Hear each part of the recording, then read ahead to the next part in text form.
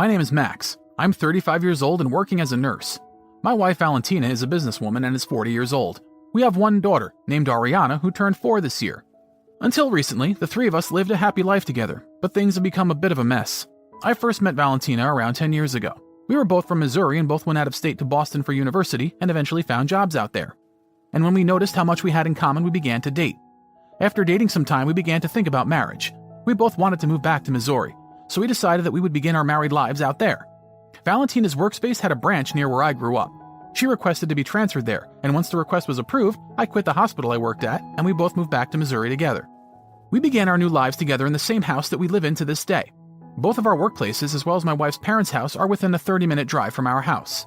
My family's house was a bit further away, but you could still get there in about an hour. Luckily, I quickly found a new hospital to work at. I'm still working as a nurse and am busy every day. When we first got married, Valentina had trouble getting pregnant.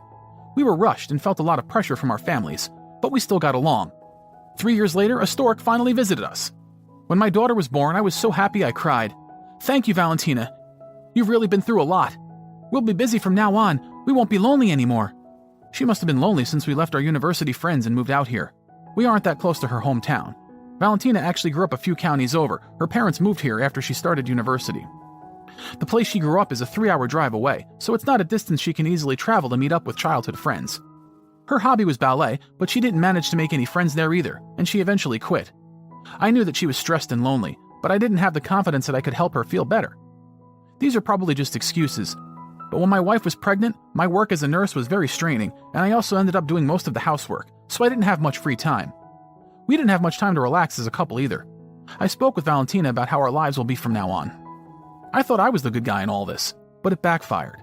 I worked hard around the house in order for my wife to be able to take it easy, but it seemed she actually wanted to help me. My wife is usually the social type, but she didn't have much free time to meet up with people outside of work, and it was hard for her to make new friends. So she at least wanted to help out at home, but when I turned down her help, she worried she was a burden to me. She knew that it didn't make sense, but still. I asked my boss if he could keep me off the night shift for a while, because I wanted to be able to have time in the evenings to spend with my wife.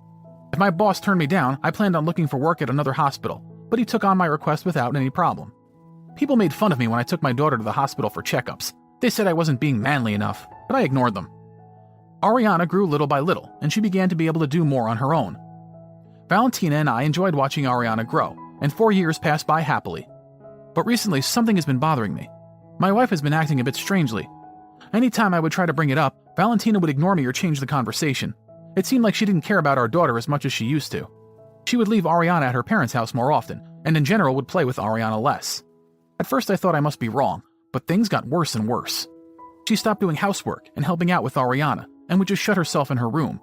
She would come home late from work and go out by herself on the weekends. She barely even talked to Ariana and I. What could have happened? If things continue like this won't be good for Ariana, but Valentina wouldn't respond to anything I'd tell her. After a lot of conversation, I decreased my hours at work so I could spend more time with Ariana. I thought Valentina must just be exhausted. When my daughter got older, I increased my work hours and began taking on night shifts again. Of course, that meant I had less time for Valentina, so I worried that she might feel lonely and like a burden, like she did when she was pregnant. I had to make sure that we went back to how we were before, when we would come home early, eat dinner together every night, and spend time together. So once again, I switched back to working only mornings and afternoons. I put a lot of effort into cooking delicious dinners for us, but Valentina didn't change. She would never start conversations with me, and if I tried talking to her, her replies would be emotionless. She never seemed to pay any attention to me. When I asked her if she's tired or if I've done something wrong, "Nah," is all she would say, so I also began saying the bare minimum to her. As I was trying to come up with some sort of solution for this, it came time for my wife to use her paid leave. At Valentina's company, once the busy season passes every year, people start taking turns taking weeks off to use up their paid leave. At first I thought we should spend time as a trio, so I planned to suggest going on a family trip or something, but then I thought that might pressure Valentina. So instead I decided it was better for her to do something that would help her de-stress. "Do you have any plans for your vacation?" "Not really." "In that case, why don't you go meet with your friends from university, or maybe go on a trip with your parents?" That sounds good." That same day, Valentina left without saying a word. She came back a week later, but I have no idea where she went or who she was with. Still, she seemed more relaxed when she came back. Valentina began spending more nights out of the house. She would even spend the entire weekends away. I had no idea where she was going or what she was doing. She might be out with friends or she might have found herself a new hobby. We barely talked, but I didn't want to stress her out or put her in a bad mood. I felt weaker than usual, so I went to get a checkup at my hospital. The results of my blood test weren't very good, so I was told to get a more detailed examination. After the second exam, they found I had a malignant tumor. It was really lucky that I had gotten this checkup early enough to discover this tumor before it became too serious. The surgery could be done endoscopically, so it wouldn't be very hard on me, but still I was feeling sad. I told Valentina about what had happened. She didn't look up from her phone even once. She only said one word, "Okay." I felt so sad I was at a loss for words.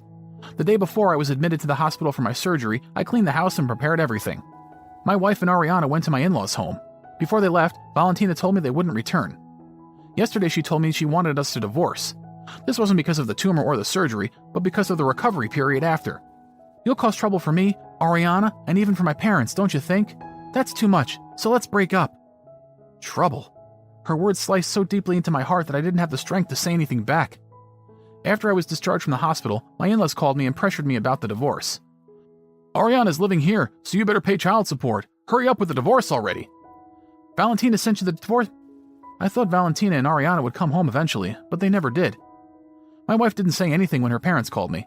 Stunned, I cleaned the house, but something bothered me. Even though Valentina was supposed to have been at her parents' house this whole time, our home was a mess. Had she come back? Then I found something. I found men's clothing when I was cleaning her room. So it's true. I took out the large brown envelope I had been hiding and peeked inside as my hands trembled. It was a report from a private investigator I had hired when my wife began acting strangely.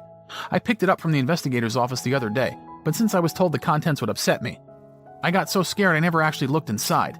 And he was right, they did upset me. The worst part was, she brought her lover to our own home. I felt so disgusted that I ignored the pain from my surgery wound and thoroughly cleaned the whole house. I eventually started going to work again. At work, they kindly gave me tasks that were a bit easier on me so I wouldn't push myself. One day, something big happened. Valentina got into a car accident and was brought to my hospital.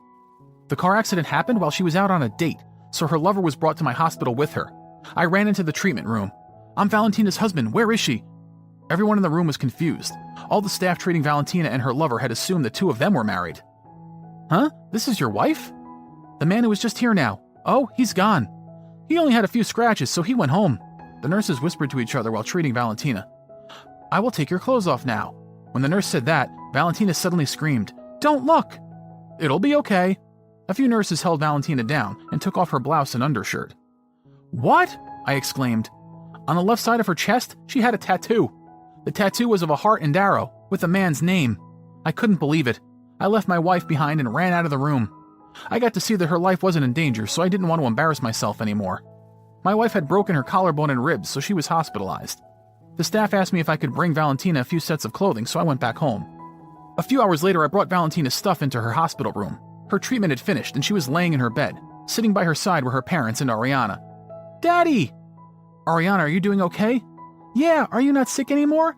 "Yeah, I'm feeling better now." Meeting my daughter gave me strength. I wanted to speak to Valentina and my in-laws, so I asked one of my colleagues to take care of Ariana for a minute. I put through the papers for our divorce. "Wait, at a time like this?" "It's okay, Mom, the sooner the better." "I will raise Ariana." "What are you saying? You can't decide that by yourself. We will take Ariana." "Then let me ask, Valentina, do you know the place that Ariana always wants to go to most? Do you know what vegetable she just started eating? Or her favorite characters?" "You can't answer, huh? That's because you don't spend any time with her, right? You plan on leaving her to your parents to take care of, right?" I handed my in-laws the brown envelope. When they saw what was inside, their faces went pale. But they didn't seem too upset. My in-laws must have known about my wife's affair. "I will take custody of Ariana so you don't even come near my daughter again." "You can't stop us from meeting her." "Valentina has that man's name tattooed on her chest. Do you think that's appropriate for a mother to do?"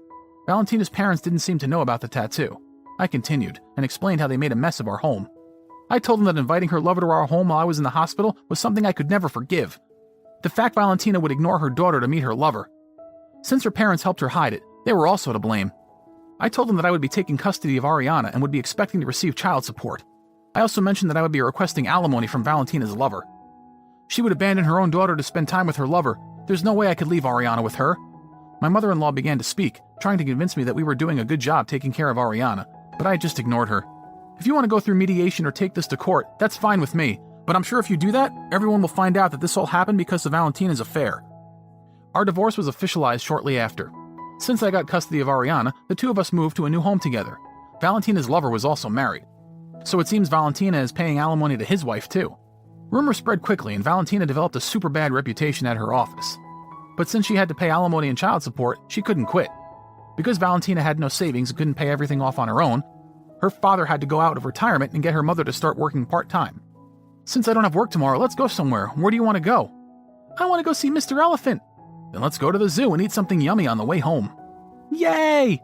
My health improved a lot, and now I'm living a peaceful and happy life with my daughter.